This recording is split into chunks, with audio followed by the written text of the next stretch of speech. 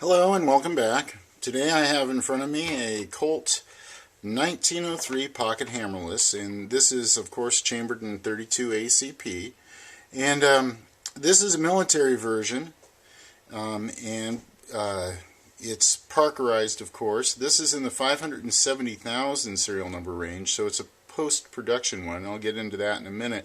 I'd like to take a moment to thank Mr. John Bruner for his research in this area of Colt pistols. He's written a couple of books on these, and they're invaluable to the Colt collector. His vast knowledge on this subject is been acquired over 50 years, and just a lot is owed to him for the knowledge on this particular pistol. Now anyway, being a military, September 29th of 1917, there was 200 of these in 32 ACP that were ordered for the Washington, D.C. naval yards, and they were primarily for couriers and intelligence personnel. Now that was the only significant shipment up until 1941, and two of these at that point in time that were in that original 200 pistol shipment were sent to a naval observer in Brazil. Now in World War II, at the outbreak of World War II, it was noticed that there was a need for a small concealed carry weapon, and some 2-inch revolvers were used for that, but most people preferred this small Colt auto. Now, general officers didn't like the bulky 45s. They wanted something that was a little bit smaller but still a badge of authority, and this fit the bill for the general officers. Now, the first acquisition of these by the military was shortly after World War II, or excuse me, after Pearl Harbor started, beginning World War II. And the first acquisition was between January 6th of 42 and February 1st of 42, when Colt shipped 1,000 of these to Springfield Armory. Now between February 3rd of 42 and March 4th of 42, they sent another 1,000 of them. Half of the first 2,000 that were sent went to England under the Lend-Lease Act. And then let's see, after that there was May 14th of 42, another 1,000 marked U.S. property went directly to England from Colt under the Lend-Lease Act. Now, some of the other places these were known to have gone were through to a naval torpedo station, Coast Guard procurements through Coast Guard procurements were another one. And between March 24th of 42 and January 25th of 43, 54 pistols went to Norfolk and Washington, D.C. naval yards.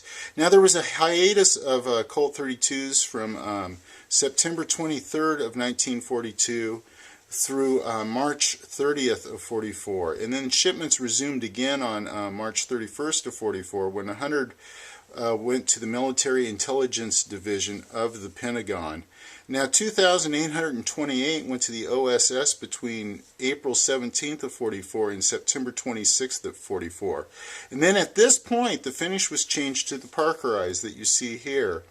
And at that point in time too, the sights were also changed to these military style sights. I'll get into that in a moment. And let's see what else. The serrations were changed from 17 to 19 that we see on the Model O. Now 5,000 of these went to England between November 2nd of 44 and December 19th of 44, and out of that shipment the first 318 were blue. The rest were parkerized, and they were sent at the request of the OSS for their colleagues in the British Special Operations Executive. Now 100 more were sent to England on December 15th of 44 for the Port Strategic Services Officer. So you can see a lot of these went overseas. Major shipments to Springfield Armory then again resumed on December 22nd of 44 through February 22nd of 45, where 5,216 of these were shipped there. And odd little note, 2 went to the Army War College on January 20th of 45. So 504 also went to the Military Intelligence Service on February 20th of 45.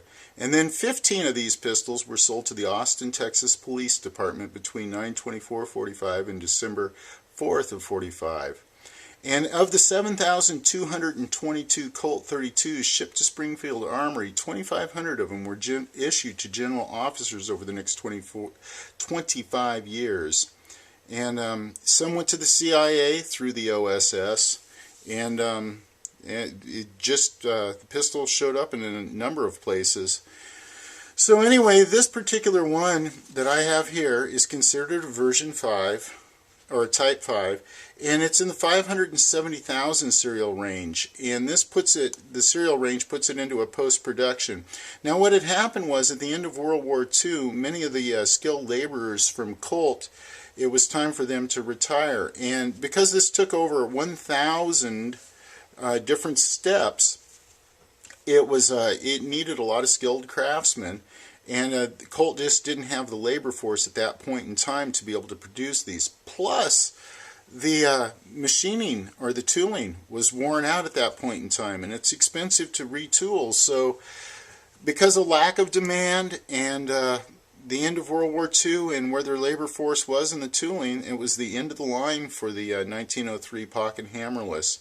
Now, as I mentioned, this is a Type 5, and what makes it a Type 5 is, of course, it's Parkerized.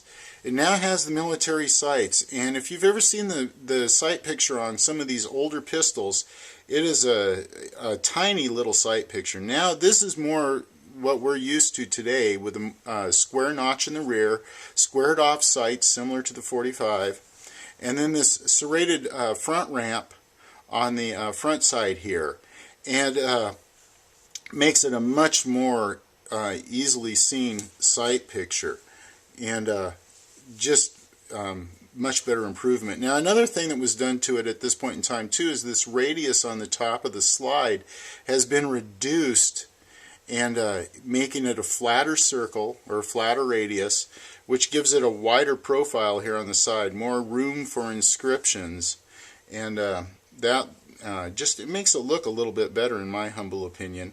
Now, here we have the medallions on these grips, and if you watch the video from the 1923 version of this that is nickeled, I point out that the medallions are both forward facing, and in an effort to reduce cost, Colt took and went to one medallion. Now you can see this one on the left hand side is forward facing, as in the past, but this one on the right hand side now is rearward facing.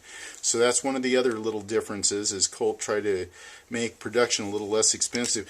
Now, I don't know if you're going to be able to see it in this or not, but there's probably not. I should have shown it to you while the frame was out. But now there is a magazine safety in this, and the pistol, I've just cocked it, of course, and it won't fire now if the magazine is out, as you can see there. And some of the other things about this is, well, I think that I've pretty much covered it all. And this particular pistol has no ordnance stamps on it, so hard to know exactly where it went or what its history is, but it does have the U.S. property mark on it.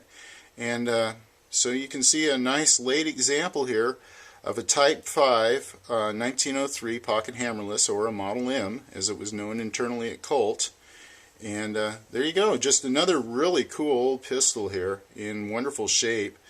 You can see it still looks great today.